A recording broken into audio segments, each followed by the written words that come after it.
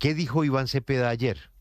No, él va a continuar con la misma línea de política energética y económica del actual gobierno. Él seguirá el mismo camino. Es decir, para él no hay espacio de fracking responsable. Hablemos con dos personas que tienen dos puntos de vista distintos sobre el tema. Felipe Bayona fue presidente de Ecopetrol, hoy preside otra petrolera privada muy importante. Don Felipe, un placer saludarlo. Julio, buenos días. Un saludo para usted, sus oyentes y la mesa de trabajo. María del Mar Pizarro es representante a la Cámara y, por supuesto, apoya al candidato Cepeda, está en el colectivo de gobierno del Pacto Histórico y nos atiende a esta hora. Representante, buenos días y bienvenida. Buenos días, Julio, a todos los colombianos, a la mesa de trabajo y al doctor Bayona. Pues primero las damas. Doña María del Mar, ¿para usted es o no es posible un fracking responsable? Pues Julio, lo que nos ha demostrado la experiencia es que realmente esto no es posible. En Argentina, donde se ha avanzado mucho en la exploración por medio de esta técnica de gas, lo que se han creado son zonas que se llaman zonas de sacrificio en el área de Vaca Muerta. Y la gente que habita estas zonas ya no puede tomar agua del grifo, tiene que traer agua en bidones para consumir. Y también vemos que en Colombia tenemos una geografía distinta a la de Argentina, a la de Estados Unidos, tenemos muchos más acuíferos y lo que pasa con el fracking es que cuando se rompe la roca se ingresan muchos químicos, benceno, tolueno, sileno, químicos que son tóxicos pero que además son cancerígenos y hay una grave preocupación porque estos químicos entrarían a nuestras aguas subterráneas contaminando los afluentes hídricos, las cuencas. Entonces, pues mi pregunta es que el agua no es un recurso absolutamente vital que necesitamos proteger y cuidar en este país. ¿Qué zonas del país estamos dispuestos a llamar zonas de sacrificio? Sí, o sea, ¿estamos dispuestos a sacrificar el Mar Caribe al frente de Santa Marta o estamos dispuestos a sacrificar los manatís en el Santander? Entonces, yo realmente me pregunto cómo es posible hacer fracking sostenible si no se ha podido hacer en otras partes del mundo. Mire, España, Alemania, la mayoría de países desarrollados han prohibido el fracking en sus territorios y esto es porque para ellos la vida, la soberanía nacional es más importante. Don Felipe, ¿es posible un fracking responsable o como escuchamos el martes, concebirlo como una obra de ingeniería que sea respetuosa del agua y de la vida, como dice María del Mar? Sí, primero un saludo, María del Mar, mucho gusto. Y Julio, yo le diría lo siguiente, hay que partir de una base y es que cualquier actividad que nosotros hagamos en el día a día, cotidianamente, genera un impacto. Y eso puede ser a nivel personal, a nivel empresarial, a nivel industrial. Y definitivamente lo que tenemos que hacer es disminuir el impacto de lo que hacemos. Y en el término del fracking, particularmente donde Estados Unidos tiene una experiencia amplia, Argentina también tiene una experiencia amplia. Personalmente considero que el fracking se puede hacer de manera responsable. Existen las regulaciones, existen los procedimientos. De hecho, Julio, pues compartirles que la semana pasada estuve en Argentina, en Vaca Muerta, en Neuquén, mirando el montaje de operaciones de fracking que vamos a arrancar el día de mañana.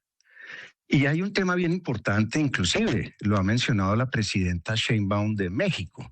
El fracking ha avanzado. Y se puede también, yo creo, considerar, Julio, como una actividad de construcción. Un pozo petrolero es una construcción donde se utiliza acero, se utiliza cemento, se utilizan algunos otros elementos y en ese sentido sí puede ser considerado como una actividad de construcción. Y yo personalmente creo que sí se puede hacer de manera responsable. ¿Qué me preocupa a mí, Julio? Y es que así como la tecnología ha avanzado, que Colombia se quede rezagada en términos de soberanía energética, Por ejemplo, que tengamos que depender de gas, que tengamos que importar de otros países a costos posiblemente más altos.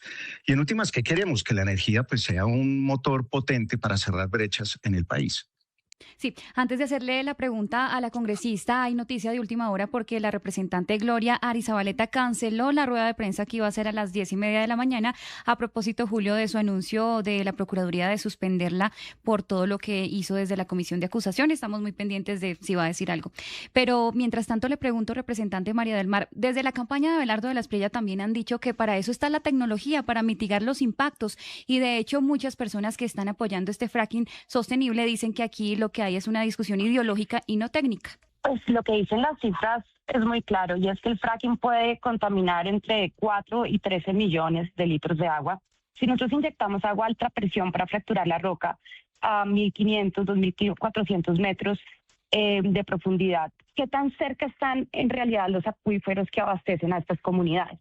Nosotros no tenemos un estudio hidrogeológico, digamos, donde podamos mapear cómo se mueven estas aguas subterráneas, y no podríamos saber estos químicos tóxicos y cancerígenos, digamos, hasta dónde y hasta qué comunidades van a llegar. Entonces, por ejemplo, la presidenta Sheinbaum, que hace poco dijo que iban a estudiar, a investigar si había alguna forma de hacer fracking de manera sostenible, porque en este momento es claro, y ella lo dijo en su discurso, no hay una forma sostenible. Van a investigar y van a ver si se puede hacer de esa manera, pero en este momento, como lo dije anteriormente, lugares como Argentina, como Vaca Muerta, son zonas de sacrificio donde la gente no tiene acceso al agua potable, y esa es nuestra mayor preocupación. Ingeniero Bayón, una de las cosas que señalan algunos expertos en este asunto, que es un asunto complejo de entender porque pues es un asunto técnico, es que en efecto la técnica pues ha avanzado mucho y que ya incluso hay yacimientos de no convencionales, como por ejemplo el Permian en Estados Unidos, cuya huella de carbono es menor a los hidrocarburos tradicionales que por ejemplo hacemos en Colombia. ¿Eso es cierto? Espinosa, buenos días. Pues primero, efectivamente, y me devuelvo un segundo, si me permiten. Espinosa, buenos días. Pues primero, efectivamente, y me devuelvo un segundo, si me permiten. La preocupación de la representante María del Mar es absolutamente válida. Todos queremos cuidar el agua, y sobre todo en un país como Colombia, que fíjese que hoy tenemos un déficit de agua potable en tanta gente. ¿Cómo hacemos para que esa gente tenga acceso a agua potable? El tema de distancias es absolutamente fundamental. De hecho, contarle que los pozos que se están perforando en Argentina, ya perforamos los primeros 5, tienen 3 kilómetros de profundidad vertical y después 3 kilómetros de desplazamiento horizontal. Y entonces, entre ese punto del subsuelo y donde están las aguas que son potables, principalmente en Argentina usan ríos, ¿no? De los cuales tenemos un montón en Colombia. Hay una separación muy grande, de separación natural, digamos, por las capas propias del subsuelo, pero también por la construcción mecánica de los pozos. Y en términos de emisiones, efectivamente, y pues acuérdense que Colombia hace fracking hace 7 años en el Permian, de la mano de un socio extranjero, donde las emisiones han estado alrededor de 7.8 kilogramos de CO2 por barril, 8 kilogramos de CO2 por barril. En Colombia podemos estar en 30, 40 o 50, inclusive se mencionó 64 en algún momento. Entonces, sí hay muchas menos emisiones. ¿Y por qué? Porque la aproximación, otra vez por tecnología, es que desde el principio se diseñen estos sistemas para que no haya emisiones, sobre todo de metano, no únicamente de CO2, sino de metano a la atmósfera. Eso entonces es cierto, Espinosa.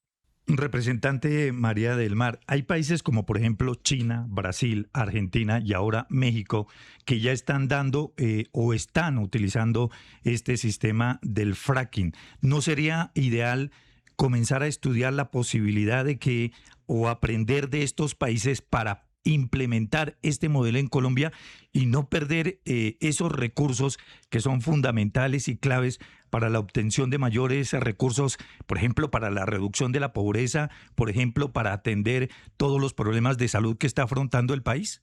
Pues es que nosotros no estamos diciendo que no se explore gas. Lo que estamos diciendo es que no se explore por medio de fracking. nosotros digamos que tenemos dos grandes pozos descubiertos, Sirius y Papayuela. Solo Papayuela nos podría darnos el 80% de la demanda nacional de gas. Y Sirius se puede poner en funcionamiento en el 2029. O sea, en 3 años nosotros ya podríamos tener podríamos responder a la demanda de una forma tradicional sin necesidad de contaminar nuestros acuíferos. Ahora, México dijo, vamos a investigar, como le dije anteriormente, si se puede hacer fracking de manera sostenible. Entonces, pues esperemos a ver si estos países que tienen mayor experiencia en la extracción de gas por medio de fracking logran mejores resultados ambientales. Y cuando nosotros tengamos una prueba científica contundente de que se puede extraer gas sin contaminar el agua de los colombianos, pues lo hacemos. Es que aquí no nos estamos, oponiendo a la industria. Yo he sido empresaria, yo realmente creo en la industria colombiana y la importancia de ella. Sin embargo, creo también que ya tenemos, fuentes de gas que se pueden explotar de manera sin fracking, de manera tradicional, que pueden responder a la demanda. Entonces tampoco entiendo esta necesidad de hacerlo inmediatamente. Sí, doctor Bayón, y es que justo estamos hablando mucho de este fracking sostenible, pero lo cierto es que se puede decir o podemos seguir diciéndole fracking sostenible a una actividad que sigue dependiendo de los combustibles fósiles. ¿Usted qué cree y ese desarrollo al que debe mirar el país? Sí, pues yo les digo lo siguiente, en un país como el nuestro, donde 11 millones de colombianos andan en moto todos los días y requieren gasolina, y esa gasolina pues es absolutamente fundamental, es para la subsistencia, para el transporte, para un negocio, para que los colombianos tengan mejor calidad de vida. Los combustibles fósiles incluyen el gas. Fíjense que 80% de los colombianos tocamos el gas todos los días. Lo único es que pues, se perdió ahora la soberanía porque 30% del gas es importado. Y mucho de ese gas viene de fracking de Estados Unidos. Parte de los crudos livianos que se están cargando en las refinerías en el país vienen de fracking de Estados Unidos. Entonces yo coincido con la representante en que primero el agua es absolutamente fundamental. Absolutamente fundamental. De hecho, propósito debería ser cómo le llevamos agua potable a la gente y cómo algunas otras actividades que no necesariamente son legales, pues no impactan los ríos que en últimas van a ir al mar. Coincido también en que hay zonas donde uno no debería hacer actividades de fracking desde ya. El Magdalena Medio, del que más se ha hablado, es una de las cuencas posibles para hacer fracking, pero no es la única cuenca posible. Hay 14 cuencas identificadas en el país. Entonces, yo creo que los combustibles fósiles son parte de nuestra vida, los utilizamos todos los días. De hecho, hoy que nos falta gas, ¿qué estamos utilizando en las industrias? Muchos industriales se han pasado a propano, butano, se han pasado a diésel, y los combustibles son absolutamente fundamentales. Y vuelvo a un punto que decía al principio, debemos tratar de recuperar soberanía energética. Y eso es que en la medida de lo posible los colombianos usemos los recursos de los colombianos para el beneficio del país. Los que no tengamos, si tengamos que importar, lo hacemos. Pero si tenemos los recursos en el país, deberíamos usarlos para el bien de todos los colombianos. Ellos son el experimentado expresidente de Ecopetrol, Felipe Bayón, y la representante del Pacto Histórico, María del Mar Pizarro. A ambos, muchísimas gracias. El debate apenas comienza.